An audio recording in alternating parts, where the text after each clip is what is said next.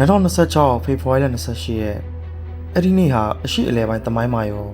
ကမ္ဘာပထဝီနိုင်ငံကြီးမှာပါဘယ်တော့မှမေ့ဖြောက်လို့မရတော့မယ်နေ့တစ်နေ့ဖြစ်သွားခဲ့ပါတယ်။အီရန်နိုင်ငံရဲ့အမြင့်ဆုံးခေါင်းဆောင်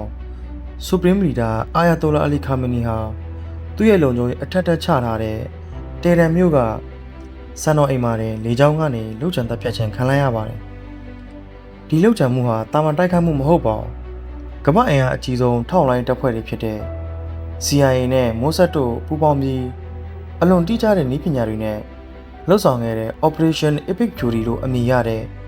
စစ်စင်ရေးကြီးဖြစ်ပါတယ်။နိုင်ငံတကာနိုင်ငံရဲ့ထိပ်တန်းခေါင်းဆောင်ကိုသူ့ရဲ့မြို့တော်အလဲကောင်ပါတယ်။ဘယ်လိုများလှုပ်ဆောင်ခဲ့ကြလဲဆိုတာကိုကြည့်လိုက်ကြရအောင်။ဒီလိုကြီးမားတဲ့လှုပ်ဆောင်မှုကြီးဟာတညတည်းနဲ့စီစဉ်ခဲ့တာမဟုတ်ပါဘူး။အစ္စရေးရဲ့နာမည်ကျော်စိုက်ဘာထောက်လိုင်းတပ်ဖွဲ့ဖြစ်တဲ့ Unit 8200နဲ့Mossad တို့ဟာတေရန်မြို့က traffic camera တွေကိုနည်းနည်းချီပြီး hack လုပ်ထားခဲ့ပါတယ်။ Khamenei ရဲ့လုံခြုံရေးတပ်ဖွဲ့ဝင်တွေ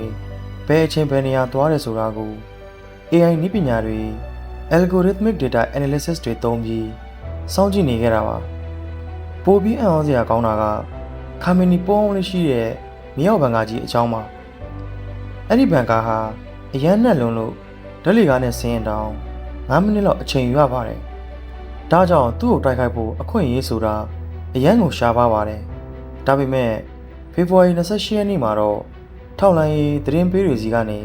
Khamenei ဟာအရေးကြီးအစည်းအဝေးတစ်ခုအတွက်စံတော်အိမ်မှာရှိနေတဲ့ဆိုတဲ့အတည်ပြုချက်ကိုရရှိခဲ့ပါတယ်။အတည်ပြုချက်ရရှိတာနဲ့တပြိုင်နက်အမေရိကန်စိုက်ဘာတပ်ဖွဲ့တွေက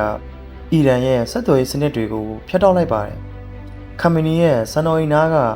မိုဘိုင်းဖုန်းတာဝါတိုင်းတွေအားလုံးကိုဂျမ်မာတွေနဲ့နောက်ရှက်ပြစ်လိုက်တဲ့အတွက်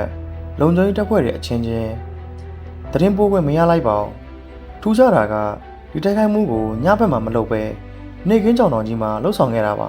။အစ္စရေးဂျက်လေယာဉ်တွေဟာတိကျမှုအမြင့်မားဆုံးဖြစ်တဲ့ Precision Munition ဘုံ30ကျော်နဲ့မြေအောက်အထိထိုးပေါက်နိုင်တဲ့ဒုံးကျည်တွေကိုအသုံးပြုပြီးစံတော်အိမ်ကိုပြာကျသွားအောင်ကျဲချခဲ့ကြပါတယ်။အစ္စရေးတာဝန်ရှိသူတွေက Khamenei ရဲ့ရုပ်အလောင်းကိုအပြက်စီးတွေကြားထဲကနေထောက်လိုင်းနည်းပညာတွေနဲ့အတည်ပြုနိုင်ခဲ့တယ်လို့ဆိုပါတယ်။နောက်ပိုင်းမှာသမ္မတဒေါ်နယ်ထရန့်ကိုယ်တိုင်ကလည်းဒီစစ်စင်ရေးကိုဂုဏ်ယူဝင်ကြွားစွာထုတ်ပြန်ခဲ့ပါတယ်။ဒီလှုပ်ချံမှုရဲ့နောက်ဆက်တွဲကြရက်ကတော့အစမတန်ကြီးမားပါတယ်။အီရန်အစိုးရကရက်40တိုင်ဝန်내ကြောင်းကြေညာခဲ့ပြီးလက်စားချင်မယ်လို့ကြေညာခဲ့ပါတယ်။ Six of Resistance လို့ခေါ်တဲ့အီရန်ကြောထောက်နောက်ခံပြုလက်နက်ကိုင်အဖွဲ့တွေကလည်းအမေရိကန်နဲ့အစ္စရေးအကျိုးစီးပွားတွေကိုပြင်းပြင်းထန်ထန်ချိန်ချောက်လာပါတယ်။အဆိုအဆုံးကတော့ကမ္ဘာရေနံလမ်းကြောင်းရဲ့အဓိကသွေးကြောဖြစ်တဲ့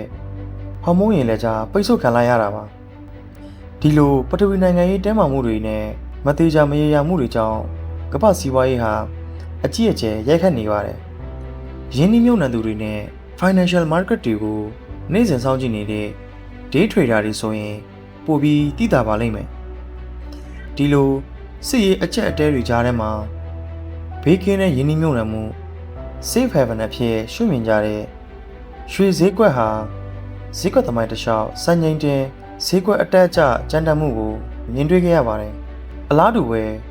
ရေနံဈေးကွက်တွေမှာလည်းအရှိအလဲပိုင်းကစစ်ရေးသတင်းပေးတွေအပေါ်မူတည်ပြီးအပြောင်းလဲကြီးကြီးမားမားတွေဇက်တိုက်ဖြစ်ပေါ်နေပါတယ်။အချို့အားဖြင့်ပြောရရင်အလီခါမနီကိုလောက်ချန်လိုက်နိုင်တာဟာအမေရိကန်နဲ့အစ္စရေးအတွက်နီးပြူအရာအောင်ပွဲတစ်ခုလိုဆိုနိုင်ပေမဲ့ရေရှည်မှာတော့အရှိအလဲပိုင်းဒေသကိုပုံမဆိုးဝါးတဲ့စစ်ပွဲကြီးတစ်ခုစီကိုတွန်းပို့လိုက်တာလားဆိုတာစဉ်းစားစရာပါ။အီရန်ရဲ့အုပ်ချုပ်ရေးစနစ်ပြိုလဲသွားမလားဒါမှမဟုတ်ပိုပြီးအဆုံးရောက်တဲ့